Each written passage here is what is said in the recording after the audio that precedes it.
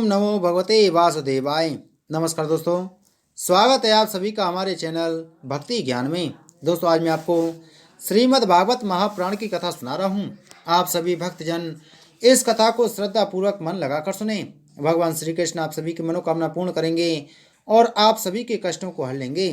दोस्तों, पिछली कथा में हमने सुना था प्रसंद आदि मनु के 5 पुत्रों का वंश। आज की कथा में हम सुनेंगे महर्षि च्यवन और सुकन्या का चरित्र, राजा सरियाती का वंश। श्री सुखदेव जी कहते हैं, परीक्षित, मनुपुत्र राजा सरियाती वेदों का निष्ठावान विद्वान था। उसने अंगिरा गोत्र के ऋषियों के यज्ञ में दूसरे दिन का कर्म बतलाया था। उसकी एक कमल लोचना कन्या थी, उसका नाम था सुकन्या। एक दिन राजा सरियाती अपनी कन्या के साथ घूमते घूमते वन में च्यवन ऋषि के आश्रम पर जा पहुंचे। सुकन्या अपनी सखियों के साथ वन में घूम घूम कर वृक्षों का सौंदर्य देख रही थी। उसने एक स्थान पर देखा कि बावी दीमकों की एकत्रित की हुई मिट्टी के छिद्र में से जुगनू की तरह 2 ज्योतियां दिख रही हैं। देव की कुछ ऐसी ही प्रेरणा थी। सुकन्या ने बाल सुलभ चपलता से एक कांटों के द्वारा उन ज्योतियों को भेद दिया। इससे उनमें से बहुत सा खून बह चला। उसी समय राजा सरियाती के सैनिकों का मलमूत्र रुक गया। राजर्षि सरियाती को यह देखकर बड़ा आश्चर्य हुआ। उन्होंने अपने सैनिकों को कहा, अरे तुम लोगों ने कहीं महर्षि च्यवन जी के प्रति कोई अनुचित व्यवहार तो नहीं कर दिया? मुझे तो यह स्पष्ट जान पड़ता है कि हम लोगों में से किसी न किसी ने उनके आश्रम में कोई अनर्थ किया है। तब सुकन्या ने अपने पिता से डरते डरते कहा कि पिताजी, मैंने कुछ अपराध अवश्य किया है। मैंने अनजाने में 2 ज्योतियों को कांटों से छेद दिया है। अपनी कन्या की यह बात सुनकर सरियाती घबरा गए। उन्होंने धीरे धीरे स्तुति करके बावी में छिपे हुए च्यवन मुनि को प्रसन्न किया। तदंतर च्यवन मुनि का अभिप्राय जानकर उन्होंने अपनी कन्या उन्हें समर्पित कर दी और इस संकट से छूटकर बड़ी सावधानी से उनकी अनुमति लेकर वे अपनी राजधानी में चले आए। इधर सुकन्या परम क्रोधी च्यवन मुनि को अपने पति के रूप में प्राप्त करके बड़ी सावधानी से उनकी सेवा करती हुई उन्हें प्रसन्न करने लगी। वह उनकी मनोवृत्ति को जानकर उसके अनुसार ही बर्ताव करती थी। कुछ समय बीत जाने पर उसके आश्रम पर 2 अश्विनी कुमार आए। च्यवन मुनि ने उनका यथोचित सत्कार किया और कहा कि आप दोनों समर्थ हैं, इसलिए मुझे युवा अवस्था प्रदान कीजिए। मेरा रूप एवं अवस्था ऐसी कर दीजिए जिसे युवती स्त्रियां चाहती हैं। मैं जानता हूं कि आप लोग सोमपान के अधिकारी नहीं हैं, फिर भी मैं आपको यज्ञ में सोम रस का भाग दूंगा।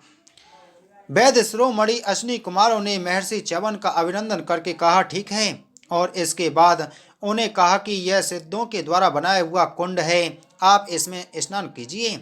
च्यवन मुनि के शरीर को बुढ़ापे ने घेर रखा था। सब और नसें दिख रही थीं। झुर्रियां पड़ जाने एवं बाल पक जाने के कारण वे देखने में बहुत भद्दे लगते थे। अश्विनी कुमारों ने उन्हें अपने साथ लेकर कुंड में प्रवेश किया। उसी समय कुंड से 3 पुरुष बाहर निकले। वे दोनों ही कमलों की माला, कुंडल और सुंदर वस्त्र पहने एक से मालूम होते थे। वे बड़े ही सुंदर एवं स्त्रियों को प्रिय लगने वाले थे। परम साध्वी सुंदरी सुकन्या ने जब देखा कि ये तीनों ही एक आकृति के तथा सूर्य के समान तेजस्वी हैं, तब अपने पति को न पहचानकर उसने अश्विनी कुमारों की शरण ली। उसके पतिव्रत्य से अश्विनी कुमार बहुत संतुष्ट हुए। उन्होंने उसके पति को बतला दिया और फिर च्यवन मुनि से आज्ञा लेकर विमान में बैठकर स्वर्ग को चले गए। कुछ समय के बाद यज्ञ करने की इच्छा से राजा सरियाती च्यवन मुनि के आश्रम पर आए। वहां उन्होंने देखा कि उनकी कन्या सुकन्या के पास एक सूर्य के समान तेजस्वी पुरुष बैठा हुआ है। सुकन्या ने उनके चरणों की वंदना की। सरियाती ने उसे आशीर्वाद नहीं दिया और कुछ अप्रसन्न से होकर बोले, दुष्टे, यह तूने क्या किया?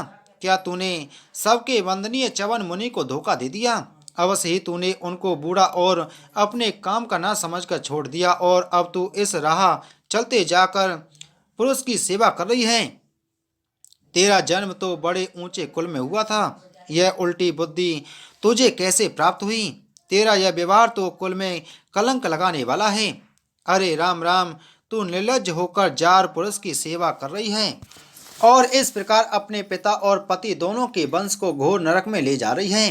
राजा सरियाती के इस प्रकार कहने पर पवित्र मुस्कान वाली सुकन्या ने मुस्कुरा कर कहा, पिताजी, ये आपके जमाता स्वयं भृगुनंदन महर्षि च्यवनी हैं। इसके बाद उसने अपने पिता से महर्षि च्यवन के यौवन और सौंदर्य की प्राप्ति का सारा वृतांत कह सुनाया।